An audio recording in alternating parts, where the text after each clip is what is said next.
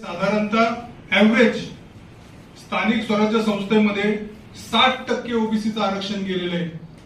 विद्यार्थ्यांच्या याच्यामध्ये 60 ते 70% गेलेलं आहे आणि सरकारी नोकऱ्यांमध्ये ओबीसीचं 60 ते 70% आरक्षण गेलेलं आहे. आणि हे 60-70% आरक्षण जात असताना, त्याचे कायदे करत असताना, ते जीआर काढत असताना ओबीसी मंत्री आणि ओबीसी नेते म्हणणारे आणि ओबीसीच्या ज्या मंत्रिमंडळ उपसमितीचे अध्यक्ष आहे आणि त्याचे जे सगळे सदस्य आहेत, राज्य मागासवर्गीय आयोग आहे, राष्ट्रीय मागासवर्गीय आयोग आहे, जो ओबीसीसाठी आहे, हे सगळे गाढ झोपलेले आहेत किंबहुना झोपेचं सोंग यांनी घेतलेलं आहे. महसूल खातं ज्या पद्धतीने काम करतं, योगायोगाने चंद्रशेखर बावनकुळे हे मंत्रिमंडळ उपसमितीचे अध्यक्ष पण आहेत आणि महसूल मंत्री पण आहेत. तर महसूल खात्याने काही ठिकाणी महसूल खात्यांनी ज्यांचे रेकॉर्ड हिंदू मराठा इतकं स्पष्ट शाळेचे रेकॉर्ड असताना देखील हे कुणबी समाजाचे आहेत असे महसूल खात्याने दाखले दिलेले आहेत, काही संबंध नसताना. तर हे सगळं असताना याच्यामध्ये काय होतंय बघ, आता दुसरं एक सांगायचं की आता फुरसुंगी पुण्याजवळच गाव आहे, 100% आरक्षण गेलेलं ओबीसीचं, 100%.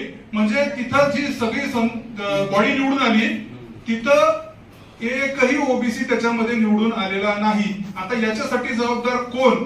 राज्य सरकार, केंद्र सरकार, कोण नक्की जबाबदार? आता बघा याच्यामध्ये काय होतं, आता एक प्रकरण तुम्हाला सांगतो, संदीप पुजारी कोल्हापूरचं प्रकरण आहे.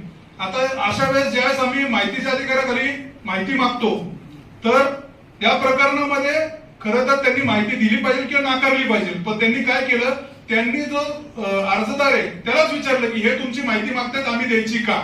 मग त्यांच्याकडून नाही आलं की मग डिनाय करतात की त्यांनी नाही म्हणले, कायद्यात अशी कुठलीही तरतूद नाही. असं अतिशय विचित्र प्रकारचं काम या सरकारचं चालू आहे. असाच प्रकार पुण्यातले ज्या नगरसेविका आरती कोंढरे यांच्याबद्दल पण झालेला आहे.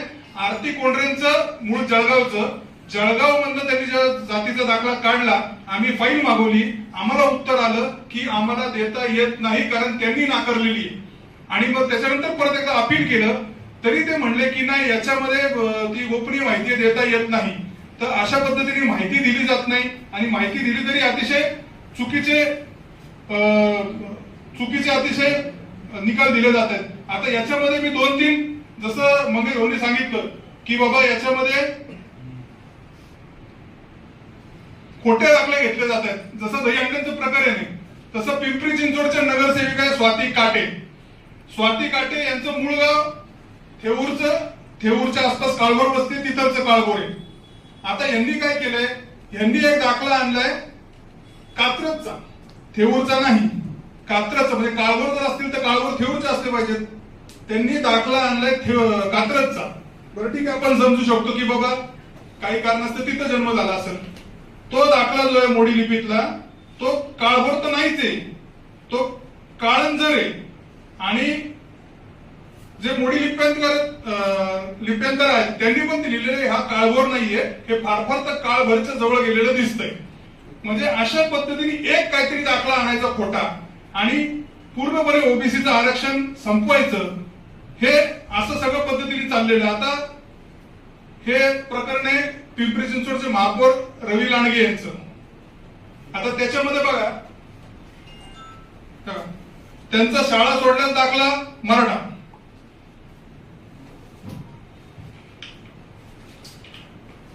त्यांच्या वडिलांचा शाळा सोडण्याचा दाखला जो आहे तो पण मराठा,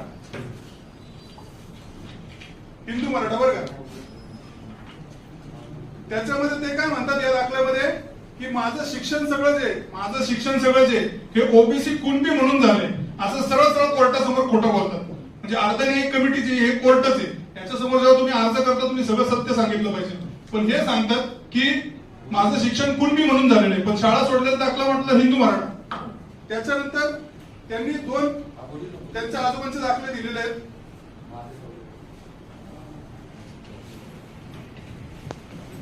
चुलत आजोबांचे दाखले दिलेले आहेत, रावजी महिपती लांडगे आणि सदाशिव महिपती लांडगे, आणि त्यांची नोंद कुणबी आहे म्हणून ते म्हणतात की आम्ही कुणबी.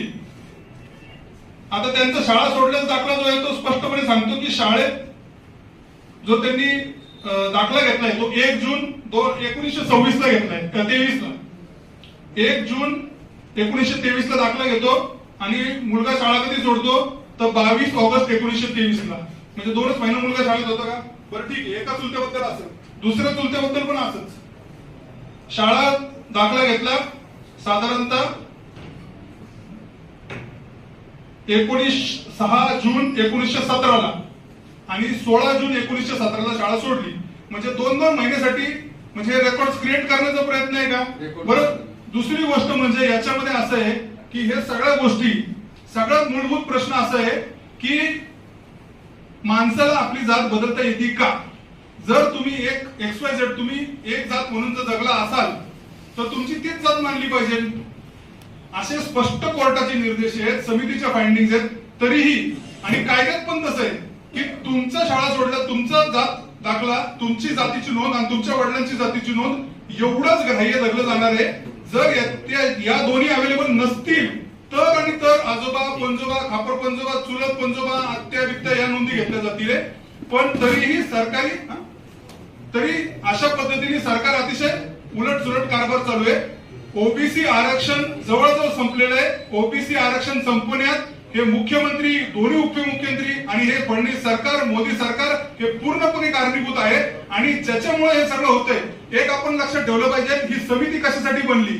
मुळात ही जी समित्याच्या सगळ्या जात पडताळणी समित्या बनल्यात त्या कोर्टाने अशासाठी बनवल्यात की ज्या सामाजिक मागास जाती आहेत, सामाजिक मागास ज्या जाती आहेत त्याच्यामध्ये इतर जे सगळे सामाजिक पुढारलेले जातात यांनी अतिक्रमण करू नये हे थांबवण्यासाठीच कमिट्या बनलेल्या आहेत, हे मनोज जरांगेंना आम्हाला सांगायचंय. आणि दुसरा जो मुद्दा आहे, आम्ही आधी बोललो होतो, परत एकदा बोलतो, मनोज जरांगे काल पण बोलले की आमच्या गरीब लेकरांचं काय, आमच्या गरीब लेकरांचं काय.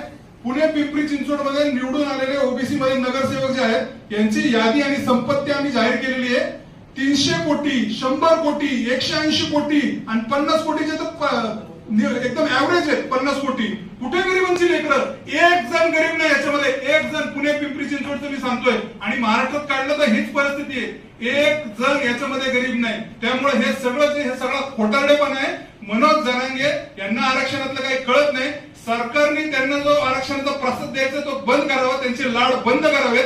आणि ओबीसी जे समाज आहे, जो सामाजिक मागास समाज आहे, त्यांना कुठेतरी घटनात्मक बचाव करण्याचं काम, त्यांना मुख्य प्रवाहामध्ये आणण्याचं काम त्या सरकारची घटनात्मक जबाबदारी आहे, ती सरकारने पार पाडावी. म्हणजे गैरों पे करम अपनों पे सितम हे सरकारने वागणं बंद करावं, ही सपत्नीक वागणूक ओबीसीना देणं बंद करावं, नाहीतर पुढच्या इलेक्शनमध्ये सरकारला याचे निश्चित परिणाम भोगावे लागतील.